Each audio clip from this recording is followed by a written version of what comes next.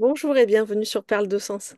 Je suis Blandine et je te propose un regard un peu décalé sur la vie, un regard au-delà de la dualité, où le sens de toute expérience se révèle par analogie. Aujourd'hui, je vais te parler des 9 nombres qu'on utilise dans les clés de naissance. Tu trouveras une vidéo sur cette chaîne sur les clés de naissance. Et ces 9 nombres, ils sont issus des 3 plans de la conscience de la bioanalogie que j'explique dans la vidéo Découvrir la bioanalogie. Donc si euh, on considère que toute unité se lie en 3 plans, qui est le propos de la bioanalogie, eh bien, si je prends l'unité vert, ça va encore se déployer en 3 plans, et ainsi de suite de façon fractale. Et donc, 3 fois 3 égale 9, on va utiliser ces 9 nombres comme, comme une description de notre processus, de notre fonctionnement de survie, et aussi de notre fonctionnement conscient. Donc, je vais te décrire chaque nombre. Il y a 3 nombres qui vont parler plus de notre posture, et ça va être le 1, le 4 et le 7. 3 nombres qui vont parler plus d'action, le 2, le 5 et le 8. Et 3 nombres qui vont parler de constat, c'est-à-dire on n'y accède pas par la volonté, c'est comme ça. Et ce sont le 3, le 6 et le 9. Le 1, il va parler de reconnaissance de soi. En conscience, c'est je me reconnais, je reconnais qui je suis, je respecte mon identité, mon individualité, et je fais l'unité entre toutes les parts de moi. Ça veut dire que je ne laisse pas une part de moi sous le tapis bien cachée, notamment par exemple cette part honteuse qu'on peut avoir parfois, celle qui a envie de se cacher. Et justement, le 1, hein, c'est un petit peu ça aussi en survie. En survie, dans le 1, je vais toucher à la dévalorisation, à la honte, à l'humiliation, hein, avec des expériences d'humiliation où je ne me reconnais pas, où je me sens toute petite. Et puis on verra dans une autre vidéo, je détaillerai plus l'énergie du 1. Le 2, lui, il va parler donc c'est une action, de notre façon d'avancer, de mouvement, de, de vibration, de musique, de rencontre. Hein, comme il y a deux, il y a vraiment la rencontre entre deux. Et aussi en dualité, il peut vouloir dire l'inverse du mouvement, c'est-à-dire d'être complètement figé, figé dans des principes, dans une tradition, dans des habitudes, dans ce qu'on connaît, et avec une grande peur de l'inconnu. Et inversement, hein, le 2 en conscience, ça va être d'être au présent, ouvert aux surprises de la vie. Et ça parle vraiment d'ouverture, et le geste le plus parlant pour moi, pour le 2, c'est vraiment cette notion d'ouverture et de fermeture, comme, voilà, comme ça, comme une focale d'appareil photo, où je peux à certains moments mettre mon focus sur quelque chose et me concentrer sur quelque chose de précis, à d'autres moments m'ouvrir et justement garder ce mouvement d'ouverture et de fermeture qui peut aller en dualité vers une fermeture, hein, je suis fermée dans mes principes, je m'enferme sur une voie, je suis une voie toute tracée et je n'en sors pas. Et inversement, si j'ouvre trop, je peux me disperser. Et le 2 nous invite à ce mouvement perpétuel d'ouverture et de fermeture, d'ouverture aux surprises de la vie. Et je détaillerai le 2 aussi dans une autre vidéo. Le 3, donc quand je me reconnais dans le mouvement de la vie à chaque instant, j'exprime qui je suis. Je m'écoute et j'exprime qui je suis. Le 3, c'est vraiment ça, c'est être à l'écoute, c'est ce constat de s'écouter, d'être à l'écoute de soi, de ses intuitions, d'être dans une communication juste, une expression de soi euh, telle que je suis. Et en dualité, ce 3, il va se nommer dans je suis pas à ma place, je ne m'écoute pas, je me coupe de moi et je vais jouer un rôle, je vais jouer une fonction. Je crois que je dois remplir une fonction, je dois jouer un rôle plutôt que d'être moi-même. Et ça va se nommer beaucoup en termes de place, hein. Je suis à ma place, qui est là où je suis à chaque instant, ou je me projette vers l'extérieur et je cherche toujours une place et que je ne trouverai jamais à l'extérieur. Et d'ailleurs, tous les nombres, hein, quand je dis en dualité ou en conscience, on vit toujours les deux, hein, comme on avait dit dans la première vidéo Découvrir la bioanalogie. Il y a toujours les deux en même temps, puisque c'est indissociable. Euh, en fait, dès qu'on est en survie, c'est qu'on est tourné vers l'extérieur. Et donc ces nombres, ces mots que je dis derrière chaque nombre s'appliquent vers l'extérieur. Alors qu'en conscience, ça s'applique, c'est un retour vers l'intérieur.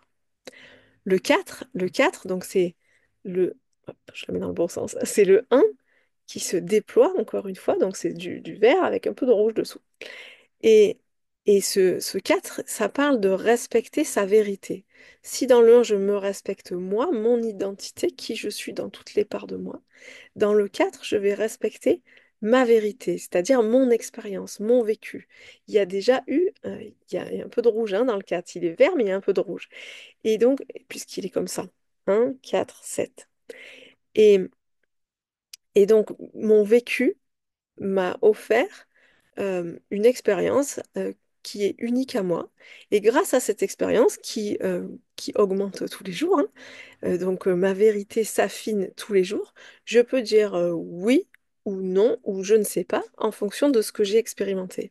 Et donc je peux être vrai avec moi, ça c'est la conscience du 4, hein, je suis authentique, je suis naturelle, je dis les choses telles que telles qu'elles sont pour moi, telles qu'elles sont dans ma réalité étant ce que je ressens, ce que je vis, ce que j'ai vécu, et pas forcément ce que je vois à l'extérieur ou ce que les autres me disent, hein.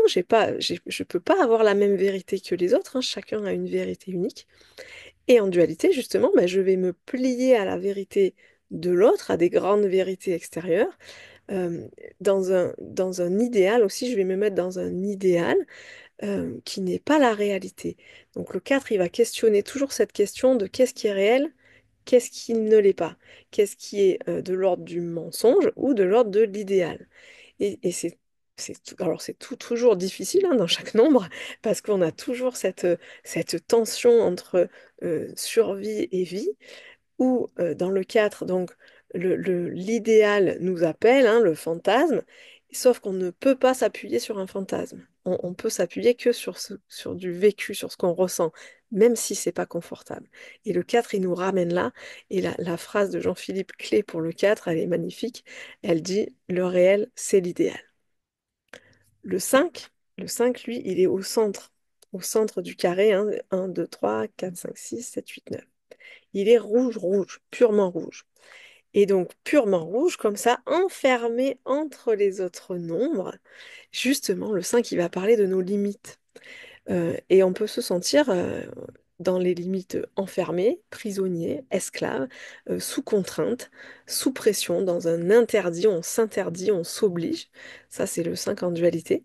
Et dans une obligation de résultat, ça veut dire on vit pour, on fait pour quelque chose. Alors que le 5 en conscience, il y a toujours une question de limite, puisqu'on a tous des limites. Si on n'était pas incarné dans les limites de notre corps, ben, on ne pourrait pas expérimenter la vie à travers nos cinq sens, à travers cette corporalité, à travers cette sensorialité. Et le 5 il va parler de ça, de notre expérience physique, sensorielle, sensuelle, euh, notre expérience de chaque instant.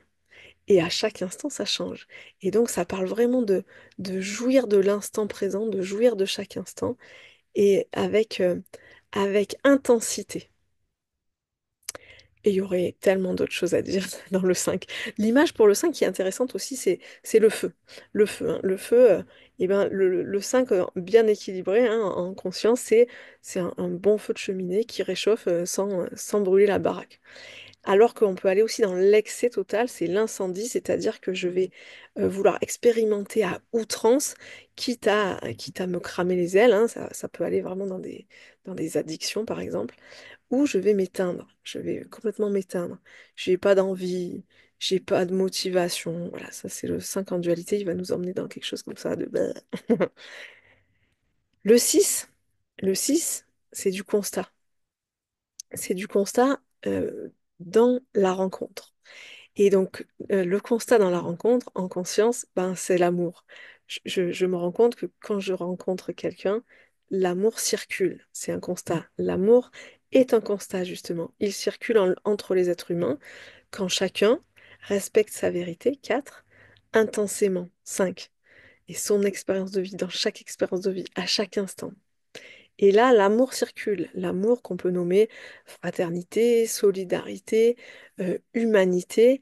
Alors, l'humanité, pour soi d'abord, c'est accueillir, s'accueillir en tant qu'humain avec toutes nos limites, petites médiocrités, parce qu'on est humain, justement.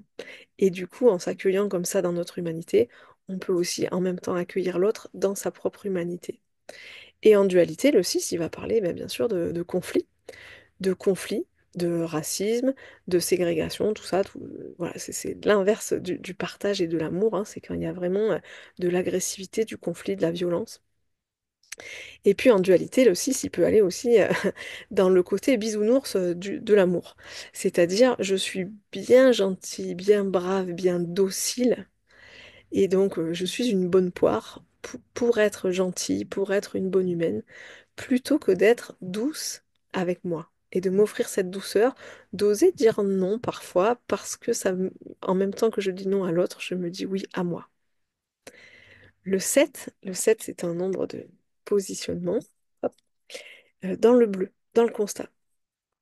Le 7, donc c'est le 1, le 4 et le 7. Euh, la différence avec le 4, hein, c'est que le 7, ça va parler d'engagement. Dans le 7, il y a vraiment une notion de totalité, même si elle y est dans tous les nombres, hein. C'est soit on les vit totalement, soit pas du tout, hein. Mais dans ce 7, il y a une notion un peu tranchante, totale, d'engagement. L'engagement à soi. Et justement, en dualité, ça va être l'engagement à l'autre. Le 7, il va parler du sens. Je m'engage dans ce qui a du sens pour moi. Et c'est pas un sens que je donne, c'est un sens qui se révèle petit à petit, justement, quand je me respecte, et 4, je respecte ma vérité. Je peux m'engager totalement envers moi, envers qui je suis. Le 7 parle aussi donc de notre dimension de réalisation de soi, de spiritualité, qui peut aller aussi dans la dualité, bien sûr, hein. Chaque nombre, chaque mot, il n'y a pas des mots gentils et des mots méchants, hein. La spiritualité, quand elle est vécue de façon équilibrée, de façon incarnée à l'intérieur de soi, ou la spiritualité où je vais tout sacraliser, je vais mettre le sacré à l'extérieur, le divin à l'extérieur de moi, et je vais partir dans des considérations qui sont pas du tout intégrées à l'intérieur. Que dire d'autre pour le 7? Il y en a tellement. En termes de... je sais plus. Si, non, je suis pas inspirée là tout de suite. Il y en a plein. On fera des vidéos particulières pour chaque nombre, avec des exemples. Le 8, le 8, c'est de l'action dans le constat. Le 8, il va nous parler, le mot le plus approprié à mon sens pour le 8, c'est la présence. La présence à soi. Quand je suis présent à moi, dans ce que Jean-Philippe appelle les gravitations, si vous suivez ces gravitations qu'il propose tous les mardis, c'est une expérience où on est dans la présence, on se détend, on respire, et juste on est en posture de témoin. Vous trouverez plusieurs articles sur mon site où je parle de cette posture du témoin, et notamment dans la pratique tantrique que je propose aussi. Cette posture du témoin où juste on observe ce qui est là. Et ça peut être inconfortable, il peut y avoir des crispations, il peut y avoir des remous, il peut y avoir des émotions, mais juste je les observe. Et dans cette présence, euh, toute la puissance de la vie peut me traverser, puisque je ne remplis pas le vide de mon mental, j'observe ce qui se passe. Et donc je peux faire le vide et laisser la puissance de la vie me traverser. Donc on parle de puissance dans le 8, on parle de tout est possible, et, euh, et je vous donnerai des exemples quand je parlerai du 8 de façon détaillée. C'est super intéressant de le sentir dans ses mains, hein, le- tous les nombres de constats, comme ça on peut vraiment les sentir.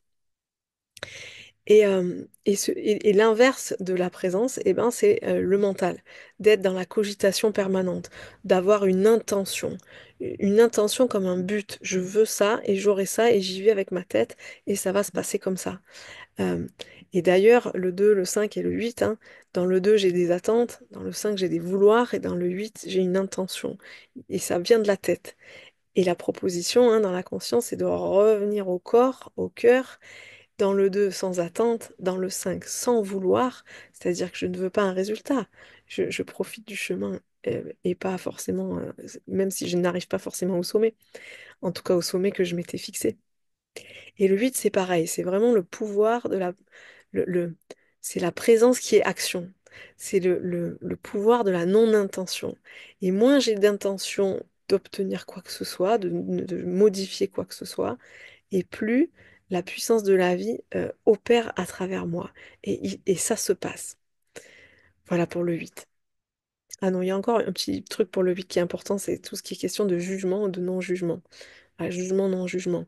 Et dans le 8, dans le jugement, on peut aller jusqu'à la dictature intérieure, hein.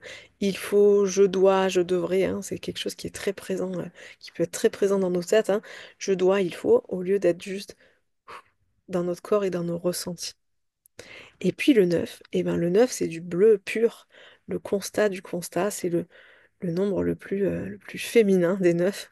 C'est totalement l'énergie du féminin qui est dans cet accueil de ce qui est. Je mets les mains comme ça, hein, comme la petite vierge là, qui est derrière moi, et que j'utilise d'ailleurs pour expliquer ça, ce 9 là où je suis dans ma totale réceptivité, j'accueille ce qui est.